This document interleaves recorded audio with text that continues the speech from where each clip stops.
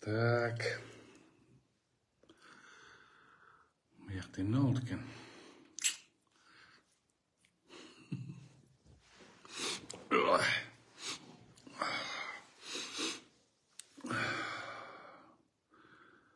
Лига 05 дейді. Так, bir kişi girdi. Bir hafta da bir kişi girdi. Zayrova Байдилдин дейді. Так, Бақтыбек Молдалиев, ассаламу алейкум. Бияқта да TikTok демет атат. Атайын бүгін кішіне TikTok іштеп қойын. Facebook парақшамдағылар. Кішіне бір түшіндірме өріп кетейін да. Тетчерде бір азиз мигрант деген жан талашы өле, ептеулі бірдеме қылысы келіп атат. Елдің барын еле жауыштыры өле, елдің барын еметті өле, ептеулі да. Жооп бербейм, мен бұл азиз мигрантқа теңеліп, ошол бір көкөтө жашабагыр балага теңелбей эле коеюн дедим элем. Бирок азыр дагы бир эмени эметип коюптур.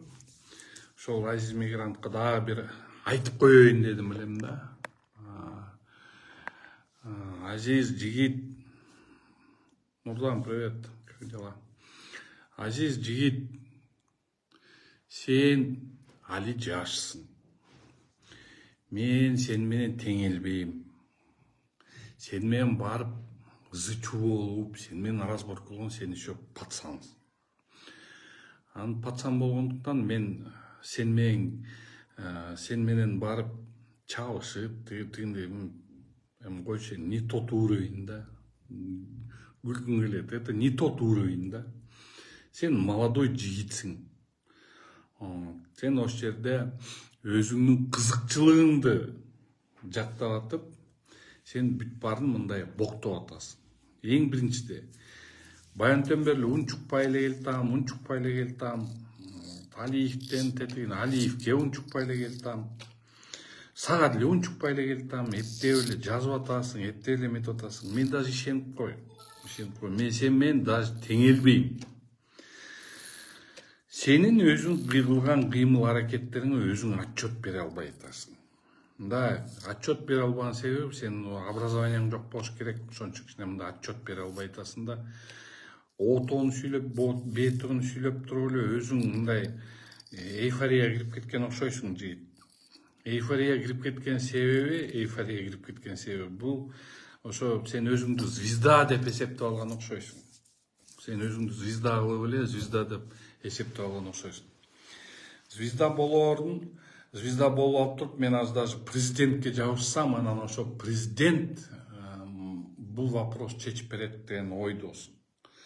Сен мындай да азиз. Сен эптеп эле президентке жабышып эле, баарын эле эптеп эле президенттин айласында эле кетирип атасың. Сен ошону менен эч бир натыйжа чыгара албайсың. Анткени деген биякта президенттин тиешеси жок бул Талиповдун иштерине. Сен эптеп эле ошонго жармашып эле ызчуңдан чыгарып атасың. Баягыдан бери эле сайлап атасың, менде тиги булардын баары көп, менде бул көп, менде факт көп деп эле эптеп мени жабыштыра албай атасың. Сен бир байкеңди жиберип, менден акча доолаганыңды айтпайсың. Мага силер да акча бергиле, мен мигрантмын деп айткан. Ким эле Азамат Алмабековго дагы сен байкеңби, тайкеңби, кимиси келип алып, алда акча сурат. Сен просто деген азыр ушуну ачып алып, ушуну азыр президент деп эметип алсам, мен ушинтип эле кыйкыра берсем, эртеңки күнү мага булар корккондун акча төлөп берет, же тинтип берет, мынтип берет деген ойдо жүрөсүң да. Жигит, вообще жигит, мен сага бир айтып коеюн да. Сен даана мындай кичине биягың менен ойлобойт экенсиң да. Сен мындайча айтканда президентти жамандаганын аракетин эле кылып атасың. Анан өзүңдү мына мага против монтуп кетет. Ой, сен эч кимге керегиң жок. Сен менен эч ким даже связываться этпейт. мени тинтип кетет, подстава кылып кетет, мени чаап кетет дейт. Ой, сен кимсиң сени чаап кеткендей? Сен вообще никому не интересный бир кадрсың да. Мына эми азыр бул раз уже сен баянтен бери суранып атасың, тим эле айтып атырсың. Кече эфирде балдар айтышты, что сен якобы мен сенден бирөөлөр аркалуу суранып атыптырмын, мени чыгарбагыла тигиппи. Ой, сен сурангандай сен кимсиң? Сени эч ким суранган киши жок. И суранбайт. Чыгарып атасың, чыгара бер, ради бога. Сенден ошол жерде мен деген ЮТВнын эмесин айткам. В эту байду меня не заталкивайте, потому что мен бул иш боюнча адвокат катары жүрүп бергем. Ооба, я не отрицаю. Алиев тияктан бүт барын Хасанов түзүп берген деп атат. Силер өзүңөр мындай башыңар менен ойлойсуңарбы? Мындай башыңар менен. Сен, наоборот, Азиз, могу элдерди өзүң ушинтип качать этип атып, өзүң квартираңды эптеп алып туруп, эптеп акча алайын деп атып туруп, өзүң элдерге мындай внимание кылдыртып, азыр өзүң элдерди сен мажбур кылып атасың. Ошону сен, наоборот, жардам бердиң да, мындайча айтканда, Нуржанга. По большому счету, Нуржанга, анын тети ярданчыларына сен жардам бергендей болуп атасың да. Наоборот. Мен дагы бир айтып кетейин. Мен ошол Орто Сай базардагы объектиге тиешем жок. Мен 6 энесинин баласын, 6 баласынын энесин мен түрмөдөн чыгарганга, ооба, анткени кодекс охраны сохранения материнства и детства деген бар. Ошонун негизинде мен бирок мен силердин могу ызычуу ишиңерге тиешем де жок. Анан туруп алып эле мени байлап атасың. Азиз, эми сен өзүң чын-чынын айтпайсың, тада чындарын айтпайсың. Сен деген көрсөң, мына мен азыр маалымат жыйнадым, сен көрсөң $17,000 эле болгону төлөп турсуң. $17,000 төлөп алып туруп, ошол жерде айкырып жүрөсүң, мен $47,000 төлөдүм деп. Сен ал акчаны Талиповго бербей, вообще бөлөк адамга бериптирсиң. Бөлөк адамга берип алып туруп, бөлөк адамдарга берип алып. Эми президентти кошуп атасың. Зачем президентти кошуп атасың? Президент при чем? Айтсаң, биздин Кыргызстандын президентибиз биякта при чем? Жарандык соттор бар, гражданский соттор бар. Гражданский сот боюнча кайрылгын, признание договора, сделки купли-продажи, договора в силе деп бер. Анан кийин калган акчаңды требовать эткин. Ошол жерден сотко берип, соттон мыйзам тегереңдер мында. Ошол жерден эле өзүңдү мындай кудай көрүп алдың да, мынтип эле мен ТикТокко чыгып эле меники 1 миллион просмотр болуп кетсе эле мен тиндейм деп, звездамын деп. Сен звезда эмессиң. Сен никтосуң. Сен өзүң ата энеңе звездасың. Сен өзүңдүн бала чакаңа звездасың. Эми могу элдин көзүнчө өзүңдү эле номер 1 деп сезбей эле койчу. Сен просмотрларың 1 миллион болуп атса, мен просмотрларым 10 миллиондон ашык просмотрлар бар. Да, кичине мен патриотмун, мен Кыргызстан патриот. Да какой ты патриот? Сен наоборот азыр элди против президента, мындай президентке против эметип атасың да, нукка чүрүп атасың. Мына президенттин айланасы, президент тегереги, президенттин аякка тиешеси жок. Ошол жерде хлебаш, ооба мен айткам, и что? Ал деген воровской жаргонда ал чогуу олтурган кишини хлебаш дейт. А в этом ничего зазорного нету. Эч бир зазорный эчтеке жок. Анан кийин олтуруп эле президент четсин. Если сен өзүң лох болуп атсаң, сага президент причем чечиш керек. Барып, граждандык порядокто эме баргын, сотко бергин, о признании договора деп бер. Наоборот, сен элди жабынып алып туруп, элдин аркасы менен пайдаланып туруп, наоборот, против элге иштеп атасың ошол жерге. Сен монда кыйкырык, өкүрүк, бакырык эметпей эле соттошуп, акырын сот негизинде утуп алгандын ордуна сен деген туруп алып туруп айкырык салдың. Эми ошонго внимание карашты, эми деген мына незаконный деп чыгып атат. Барын билбей туруп эле кыйкырып атасың, өкүрүп атасың, эптеп эле чыгарып эле менде факт бар. Ой, сен факттарды чыгара бер, барыбы чыгар. Сен ал факттарыңан корко турган киши жок, тем более мен коркпойм. Мен сенин уровениңе түшпөйм, жигит. Сен мени мына могу акыркы жолу мен сага ушундай бир обращение кылып коеюн и все. Интересно вообще, сен мындай ойлойсуңбу башыңан? Эптеп эле президентти жабыштырсам, ошонун негизинде ойноп туруп, мен өз үйүмдүн акчасын алып алам. Сен ал кимге бергенсиң, тогда ошонго доарызыңды бергин. Доарызыңды берип алып туруп, $17,000 алып алгын кайра. Сен эми ушинтип туруп звезда болом деп эле кыйын болуп атасың. Ой, тече Азиз мигрант дегенге баянтөн бери эптеп эле байлай албай эле, эптеп эле мен өзүнүн уровенине түшүрө албай эле жаман болуп атат. Ой, мен сенин уровениңе түшпөйм, жигит. И сен мага неинтереснийсиң. Азыр мен чаап кетет, тиякта тынтып кетет. Ой, сен чапкыдай, сен кимсиң сен чапкыдай? Сен чаба турган бир киши эмессиң. Сөздүн ачыгын айтайынчы. Жөн эле президентке эле тийиштиң да калдың. Анын туугандары, ким эле туугандары. Ошол жакта деген олтурган адам бар. Течерде ошону менен кандай болгон ошо Алиевдин иши? Ким кандай пайдаланган? А при чем тут президент? Мен түшүнбөйм да ошону. Ошонго тим эле суроо берип атасың. Сен өзүнчө эле мында мания величия болуп алдың, мында уже мында звезда деп эсептеп алдың да өзүң. Сен де мен албай апсунчун. Да нет, шеф, Тима, никто меня не разозлил. Просто вот этот какой-то Азиз мигрант, пацан, дал кому-то $17 000. А тот продал ему квартиру в этом злополучном доме.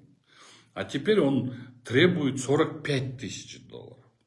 И говорит, что он эти деньги собирал и за это воюет. Да ради бога, воюй, говорю. Воюй ради бога. Ну а зачем надо приплетать имя президента? Зачем надо приплетать меня туда? Я адвокат. И я занимаюсь адвокатской деятельностью. И занимаясь адвокатской деятельностью, я защищал и защищаю, и буду защищать тех, которые нуждаются в моей защите. Мына могу жерден уже мигранттың кишилери кирип алып умукмуш болуп атасыңарбы?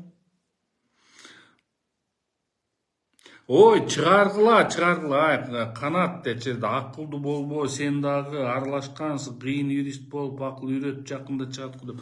Ой, чыгаргыла. Мен деген юрист катары, мен деген көп кишилерге мына момундай кылсак, защита деп коет. Биз могу жерде өзү защищать этиш керек. Ал деген бүт бары мыйзам чегинде болгон. Мыйзам жок, мен алган эмесмин. Динка, там вот этот Азиз мигрант какой-то по вот этому дому на Ортосайском меня все старается облить грязью. Ну, заказ, наверное, поступил на меня, поэтому старается облить грязью.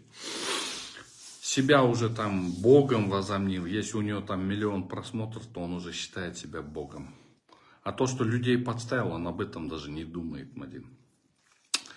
Ошондой, ой, жигит, сен мындай, ошол акчаңды талап кылсаң, ошо сен президенттен талап кылбай, ошол акчаңды граждан соттунда кимге бергенсиң? Бергенсиң бөлөк бир кишиге бериптирсиң. Ошонго доарыз менен кайрыл. Мен баланчан жылы мына могу договордун негизинде мынча бергем. Ошонун негизинде мага бул акчаны кайтып бергиле. Анан ошол доарыздын негизинде исковый производство деп коет. Ошол исковый производствонун негизинде в обеспечение иска деп туруп, барып туруп арест койгон имуществолоруна. Анан ошолордон имуществолорун арест чечип алып туруп, анан ошол жактан алып алгын. Вот и все. А сен туруп алып туруп, азыр могу жерде сен $17 000 бирөөгө бериптирсиң, мен ушул маалыматым боюнча. Ошол боюнча сен эметип атасың. Да ради бога. Ошолордон барып туруп эле ала бер. мыйзам чегинде ала бер, никто тебе ничего не говорит. А сен жөн эле олтуруп эле могу жерде кыйын болуп эле өзүңө бир группа чогултуп алдың, бир 10 чакты аккаунт ачып алыптырсың. Ошол аккаунт менен эле бири-бириңерди обсуждение кылып атасыңар. Тет жерде Гүлзат Алиева, Улан Алиев. Уланга деле айтып кетет элем. Улан, дагы бир жолу кайталап кетейин сага. Улан, сен Верховный менен мындай чыкканда мен чын жүрөгүмөн сүйүнгөм. Бирок Верховный эмнеге кандай себептен Верховный сот кайсы себептен оправдательный кылды, мен анга түшүнбөйм. Кылмыш ишинде кылмыш курамы бар болчу. УПКнын негизинде следственно арестованный только бир гана тергөөчү гана алып чыкканга укугу бар. Начальник ровда алып чыкканга укугу жок. Улан, сиз болсо бир 6 жолу чыгарыптырсыз. Анан аякта злоупотребление болбогондо кандай болот? Давай хейтерлерге көңүл бурбайм, просто тете Азиз баянтен бери суранып атат да мындайча айтканда. Мени чыгарып эле эптеп мен мынга чыгышым. Азиз, сен мени чыгарып, анан кийин менден чыгарып, анан дагы чыгара бер. Сен Байкең менен сүйлөшкөн сөздөрдү эле чыгара бер. Байкең мага чалган, суранган. Только сен чыгарганда баарын чыгарып жүрчү, макулбу? Мындай кесиндилерди чыгарбайчы. Сен деген мындай бөлөк жерлерин алып коюпту, сага керектүү жерлерин эле чыгарып коюп атасың.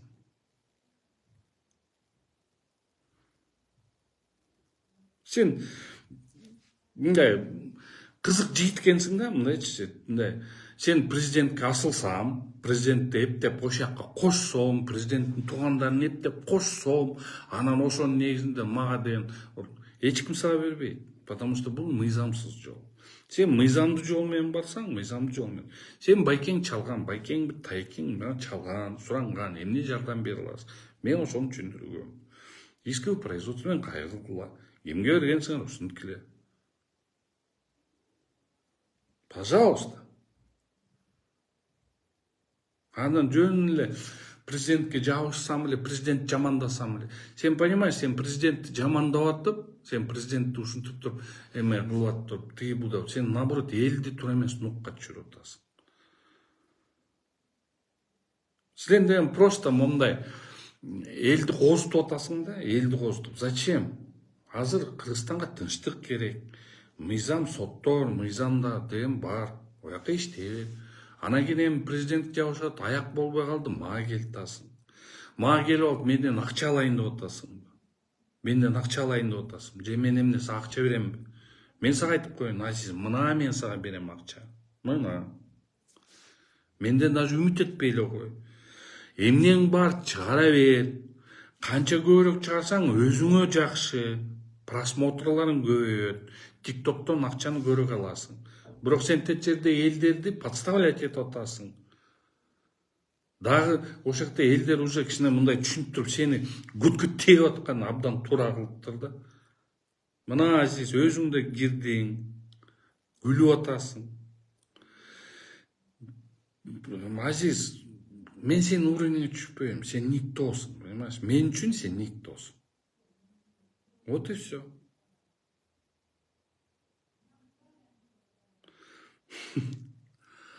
Вот так вот. Мындай урматтуу достор, могу жерде TikTok мощный экен, бирок 505 мен мындай TikTokко көп жүргүзгөн эмес. Манап кийин Байкери. Эми манаптуу барып сурабайсыңбы? Сен деген ким менен общение болуп атпайсыңбы? Азиз. Барып туруп эмеден Талиповдун Асылдан сурабайсың. Манап ким? Сен кимдер менен общение болуп жүрбөйсүң? Биринчи заявление жазганда машина боюнча кидать эткендер, Бектенов, анан Бектемир дегендер. Ошолордон сурабайсың, манап ким экен? Алар сага жооп берет. Алар кандай отношение бар? Могу жерде Азизди коштум дейт. Ой, Азизди алып жөн эле могу жерде былжыраган эмне кылам кош? Мен анга могу сүйлөгөндөрүн вообще тең келген жокмун. Видео чыгандарын вообще тең келген жокмун. Ал жөн эле мындай ошол Азиз эптеп эле өзүнө очко топтоп эле өзүнчө эле бир мындай мен звездамын Кыргызстанда, мен Кыргыздын патриотумун. Сен патриот эмессиң. Сен патриот болсоң мындай патриот болсоң, мындай бүт мыйзам чегинде жасап туруп, анан мыйзамдуулукту талап кылсаң жакшы болот болчу. А сен мыйзамдуулукту талап кылбай эле, жөн эле эме ой, чындыкты чыгара бер, агай. Мына ишиңизге ийгилик, чындык чыгат, билип коюңуз. Ой, чыгара бер, эмне чындыкты чыгарасың? Мен ал силердин ошол үйүңөргө тиешем жок. Мен ал иш боюнча, даже ал үй боюнча даже адвокат болгон эмесмин. Мына мен сага дагы бир жолу айтып коеюн. Мен тетиги буларыңды даже ишимде жок ал үйүңөргө. Мен башында эле сүйлөшкөм, Асыл экөөбүз сүйлөшкөнбүз. Асыл, мен сага могу жериңе эме берем. Анан кийин баш коргоо чарасына, андан кийин могу ишиңе башын баштап берем. Болду. Аны эмнеде жанталаш мен чыгарып атасың? Эми ошол мен сен Байкең жазып алган переговорлор, ошол Алиев. Азыр мына сен, Алиев, и, скорее всего, наверное, Асыл тоже эметип алып туруп эле. Анан кийин тет жерде кимди дагы кошуп атасыңар?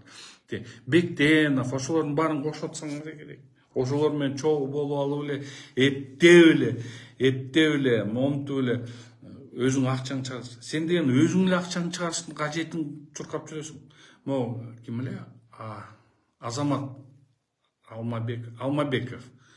Ошол Алмабековдон дагы $47,000 сураган турбайсың. Берсин, мен тагы аны чыгарбайм деп. Сен муну деген просто мындай бизнес кылып алгантасың да, Азиз. Мындай чыгара бер. Мына бүгүн азыр чыгарып турсуң, мен тим эле мен сүрөтүмдү эметип. Азиз, бул мындай да. Мен биякта Кубанычбек Эшимбеков, мен бияктан деген ТикТокто жүргүзүп атам походу. ТикТокто жүрөм, ошон үчүн сүйлөшүп атам. ТикТокто жүрөм походу. Ошо ТикТок менен кошо сүйлөшүп атам. Мына могу жерден Азиз чыгара бер. Бирок мен сени менен тең элбейм, мага плевать, ты для меня никтосуң. Но бир уже мындай пакеттер толуп атат да, толуп атат мындай ар бир YouTube, бар TikTok толуп атат. Мыйзам чегинде клевета деген бар, клевета деген берене бар. Калпайтуунун негизинде деген көп беренелер мыйзам. Ошон үчүн сен эртеңки күнү мындай мыйзам чегинде дагы жооп берип калышың мүмкүн. Вот и все. Так что, Азиз, мен сага тең элбейм, дагы бир жолу айтып кетейин. Билген боңуңду, намазыңды окуй бер. Могу жерде хейтерлери барыптыр, Азиздин хейтерлери бар экен. Анан ошону менен Азиз калпайтпайт. Азиз кино ойноп атат, актер. Мунга деген эмеге бул жигитти негизи баарыбыз Кыргызстан эли сунуштап туруп, мунга эптеп Голливудка жиберип, муну ошол жерде жакшы бир кинолорго жиберип, ошол жерде кинолордон ошол Азиз мигрантты кинолорго жөнөтүп, ошол жерде голливудский звезда болуп алса, Оскарды алса миллионер болот. Давайте колдоп коелу. Азизди колдоп коелу. Поэтому, Азиз, ийгилик сага. Баарына сага ийгилик, хорошо? Акча издеп атасыңбы? Изде. Мына эми Фейсбукка кайра келели, урматтуу Фейсбук колдонуучулар. Кубанычбек Эшимбеков, Орто Сайда квартира жөнүндө окшойт кеп дейт. Ошо квартира боюнча мен дагы бир ошону айтып кетет элем. Мен действительно Асыл Талиповдун адвокаты болгону менен танбайм. Конституцияда 61-чи беренеде толук жазылган. Ар бир Кыргызстан жараны юридикалык муктаждык болсо, ошо муктаждыкты беренге укуп бериш керекпиз. Мамлекет даже бериш керек буларга юридикалык укукту. Убийца болобу, кимиси болобу, ошон үчүн адвокат деп коет. Адвокат катары мен катышкам. Бирок мен дайышма Орто Сай боюнча, Орто Сай базардын үйү боюнча мен катышкан эмесмин. Бирок моундай переговорлор болуп эле, эптеп эле мени бир жака байлайбыз деп, мени бир причина кылабыз деген. Причина болгон жок. Мен баарына түшүндүрүп берчүмүн. Мондай эмес, бул андай эмес, бул мондай. Могу жерде мындай косяк болгон, могу жерде мындай косяк болгон десем, эми ошону факт кылып, ошол азиз мигрант эптеп чыгып атат, тиякта мен деп атат. Ал ошол жыйыт абдан мындай чоң дүрбөлөң салып атат да элдин арасына. Мындай бүгүнкү күнү Кыргызстанга моун чоң геосаясатта моундай ызы чуулар болуп атканда Кыргызстанда митинг деген керек жок. Мындай ызы чуу болбой азыр могу дүйнөдөгү өтө чоң орчундун маселелери болуп атканда Кыргызстан тынч мындай эмеден чыгып кетсин деп бантип бир суранып атсак айтып атам. Андан тышкары тете Госдеп, Моздеп боюнча айтып атам, алар керек жок уже Госдепти тойгузуп бүттү уже деп баарын айтып эметип туруп, наоборот элди мынтип эптеп мындай ызы чуу болбойлу деп эметип атсак, течерде бир жаш бала наоборот бийликке каршы иштеп атат да, мындайча айтканда. Могу азиз мигрант деген жигит өтө бийликке катуу каршы иштеп атат да. Бул эптеп эле өзүнүн ошо $17,000 бирөөгө алданып калыптыр. Ошол алданып калган $17,000 уже президенттин үй бүлөсүн кошуп, президентти жамандап, президентке суроолорду берип, ушундай бир какой-то эмесин эметип атат. Бул кичине мындай кичине эмеси мындай негизи моундай эфирлердин Facebook эменин эфирлеринин алгоритми ошондой да. Бул монтуруп көбүрөөк просмотрлор кылса, ошондо жаш балдар ошону көтөрө албай эле мен мындай героймун деп эле ошон үчүн тиктокер, блогерлер көбү мындай камалып кетип атканда ошондон да булар уже ээ бербей алып атат да, өзүлөрүнө чей бербей. Мына, например, бүгүн Майсалбек Бопоевди кармаптыр. Бопоевди бүгүн мен чакырышты. Мен бардым, Майсалбекке кезиктим. Майсалбекке кезигип, ана Майсалбекке сурадым. Майсалбек, сен эмнеге могуну негизи сен могу 7-мартта митинг, эмнеге сүйлөйсүң? Эмне кереги бар эле сага десем, Канат байке дейт, могу жерде бул тиктоктун эмеси эме дейт да, мында канча көбүрөөк көрүлсө, канча көбүрөөк плюс минустар берилсе, мен биякта дагы жүргүзүп атам Facebook'ту. Мен ошон үчүн биякта карап атам. Ошентип эметип атса, то бияка акча табылат экен, ар бир просмотрго акча берилет экен деп туруп мага, анан кийин биякта ар бир адам өзүнүн мындай эмес нишасын издейт экен. Анан ошондо мен да кызык болуп алып туруп, ошон 7-март мас болуп калыптырмын деп туруп айтып салдым деп.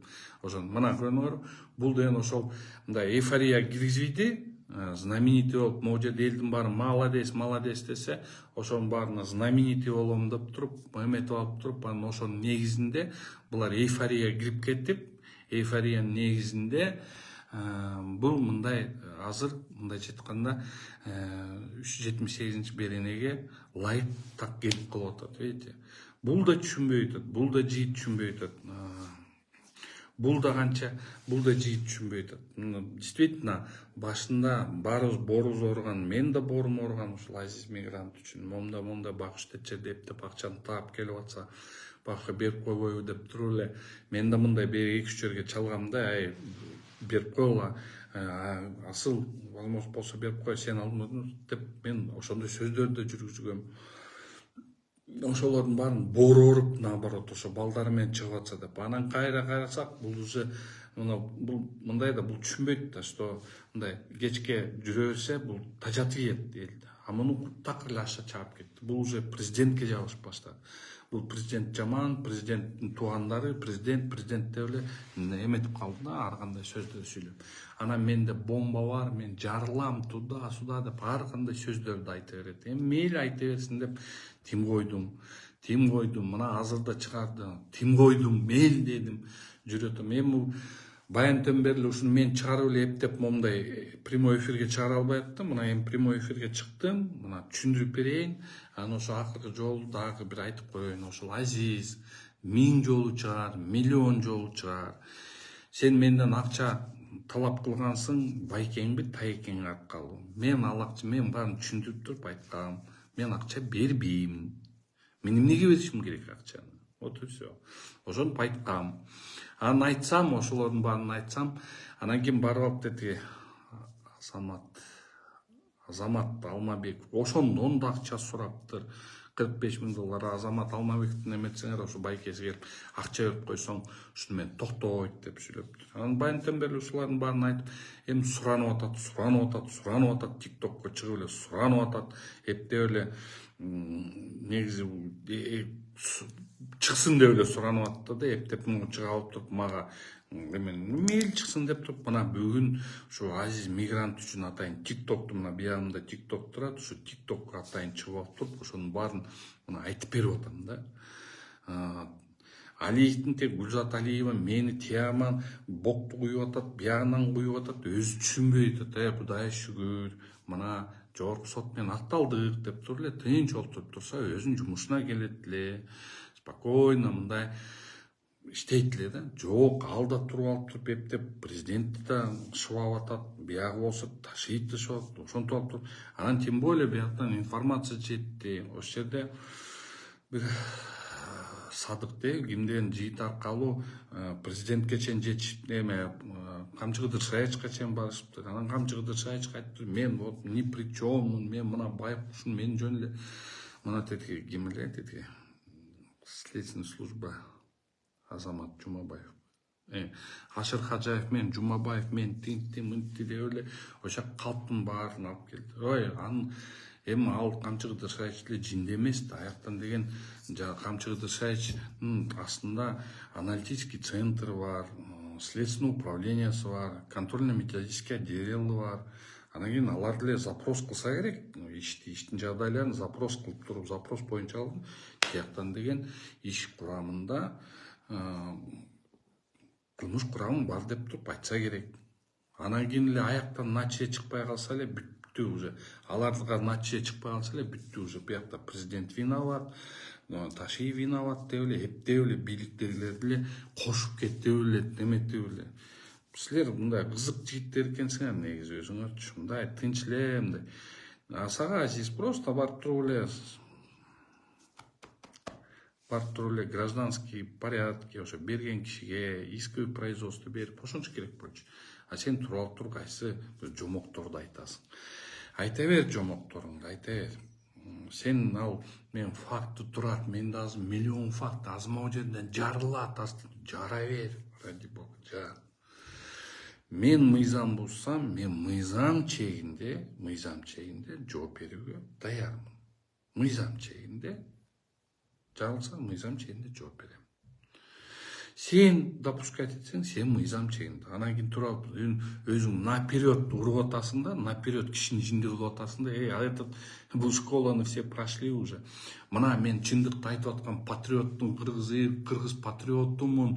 Анан эртеңки күнү мени бирдеме кылса, ошол бийликтин кылганы деп туруп аттын уже алдын ала соғып атасың. Күлкүлүү нерсе аны кичинекей жаш балдарга айтсаң бир жөнүндө. Ошондуктан ошондой. Бияктагы дагы ким Балат Слашит деп калп кыргызга күймүш болбочу, бул калмакка майлы сүттүү жер керек болчу дейт. Майлы сүттүү жер керек болсо, мен майлы сүттүү жерге силер жок эле отуруп алмакмын, мага бунун кереги жок. Мага Кудайга шүгүр өзүм адвокаттык жумушум жетишет. Дагы эмне бар? Калмак кыргызбы? Ооба, мен деген сарт калмак урусунанмын. Бул деген кыргыздын бир урусу. Тагай бидин тукумдарыбыз. Дагы эмне дей аласыңар? Дагы эмне деген дагы боңуңарды төбө аласыңар?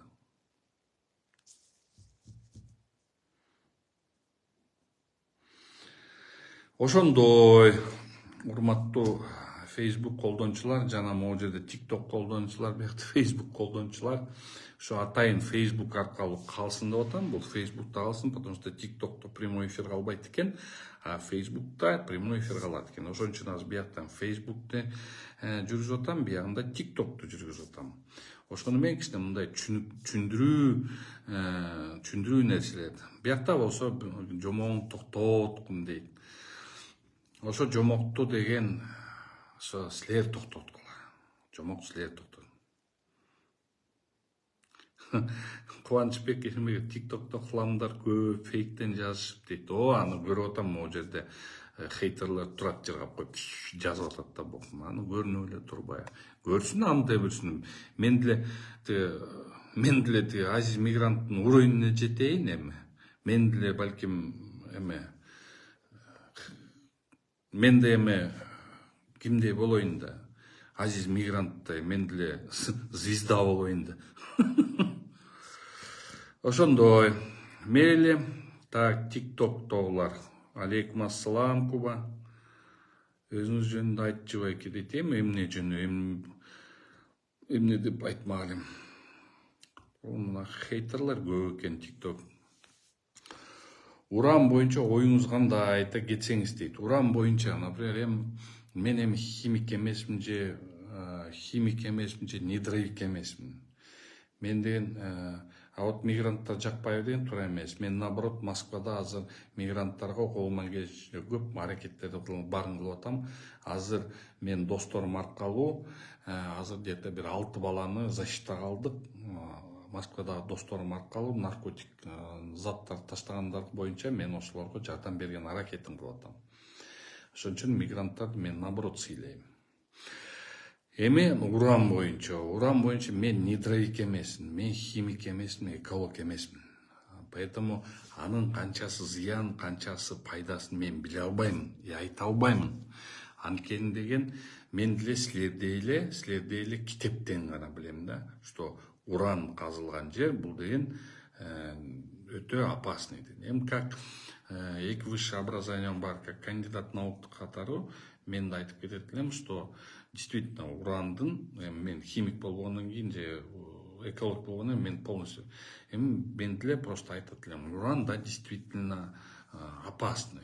Эми ошону деген туура болобу же туура болбойбу деп туруп, ошону дагы мындай изилдеп, ошол жерде комиссия түзүлгөн, комиссия ошол жакта изилдеп, мунун добычасы туура болот, бул добычасы момундай болот десе, бул деле Кыргызстанга действительно безопасный болсо, то Кыргызстанга бул киреше көп эле алып келет. А если действительно ошол жерде хотя бы 100%, мына 10% хотя бы опасно десе, тогда мен каршы болом да. Канат мырза, мэр кызматтык орду менен кыянаттык кылдыбы дейт. Канат мырза, мэр кызматтык орду менен кыянаттык кылган жок.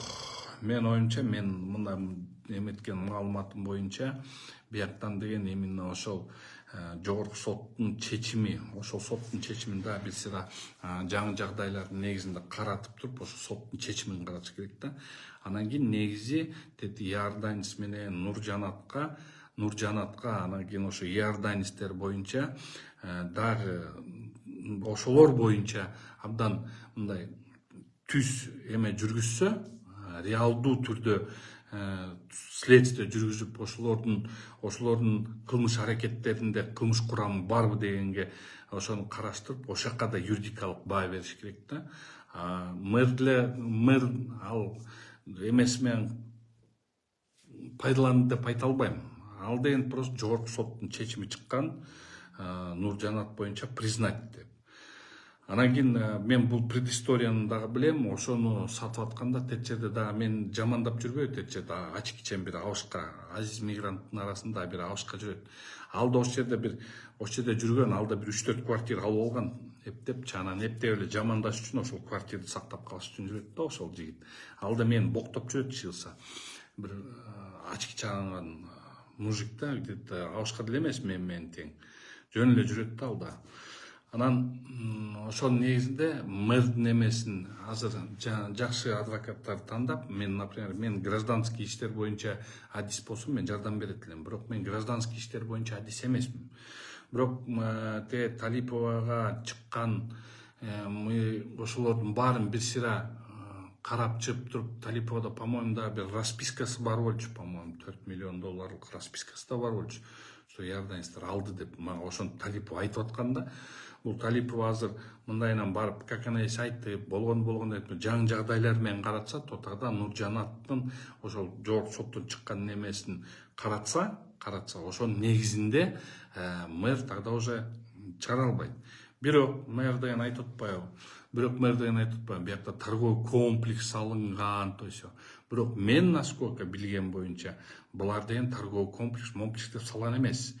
торговый комплекс деп салган эмес. Буларды эми башынан эле торговый комплекс деп документ түзгөн, а бирок салганда 6-этажга чейин каркасын эле көтөргөн. Анан каркасты уже Талипова бүтүрүп берген да. Талипова ошон үчүн ошол акчаны эметет. Анан жөн эле Нуржанат айтат, өзү салганда эми калп.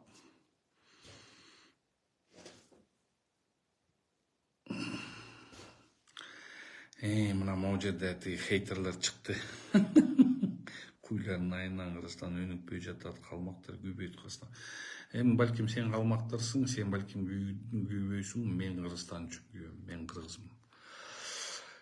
Вот так вот, ошондой. И поэтому жана кайра тема кетейин, бияктан просто вопросту жөнөтүп атат. Бияктан по большому счету, мунун чын-чынына келгенде, ошон үчүн уран, если действительно 100%, хотя бы 10% опасный десе, то уранды казышты мен каршы болом. Бирок бүгүнкү күнү бизден еще мындай изилденелек уран, аз изилденип комиссиялар иштесе, ошондо жок молден закрытым жөн эле таштарды эле алып кетебиз, тинтебиз, мынтебиз десе, то почему бы нет? Бул деле бирдеме эметет. Султан, да, ты правильно, ТикТок это мусор. Ну, видно же, он пишет всякие. Да, акылдуулар бар да. 5 класс бүтүп алып туруп, буякта эме болуп калышат да, звезда.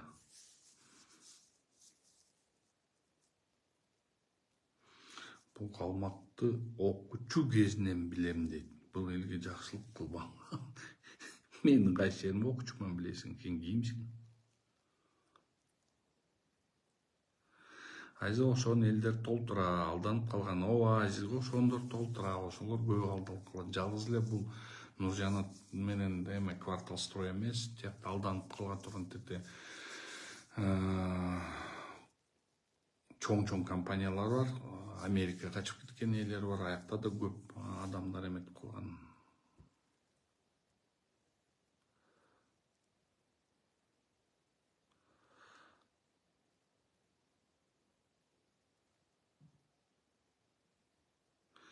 Кычан алтындай болгон жигит болчу.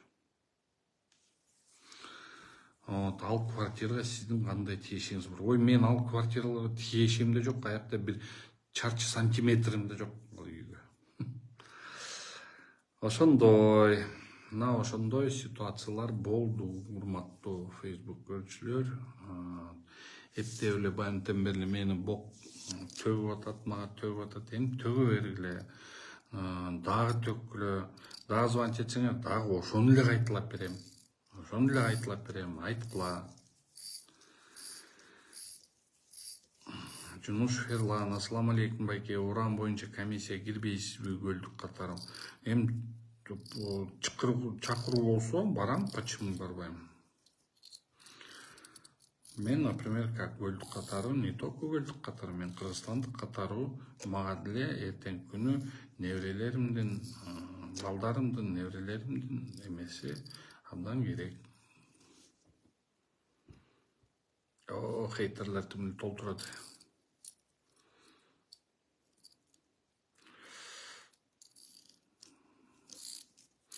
Могу жерде аферистадыр. Буякта уже Алиеванын немелери кетти го, правда лишь в раю чолпон ата дейт. Ну, чолпон талыккача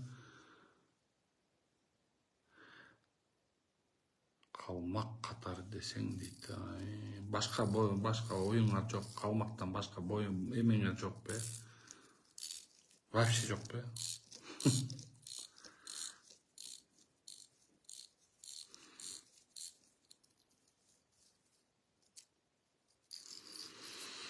Чындыкты. Вот ошондой, урматтуу туугандар. Могу жерден TikTok эме. Facebook колдончулар, ушуну мен токтотолум. Мен могу жерде TikTokто да карап турайын. Жашаңыздар, аман болуңуздар. Поэтому мен көңүл бурбайм. Анда тети Азиз Мигрант бияктан үлүп атат. Жашаңыздар. Ассаламу алейкум. Алга Кыргызстан.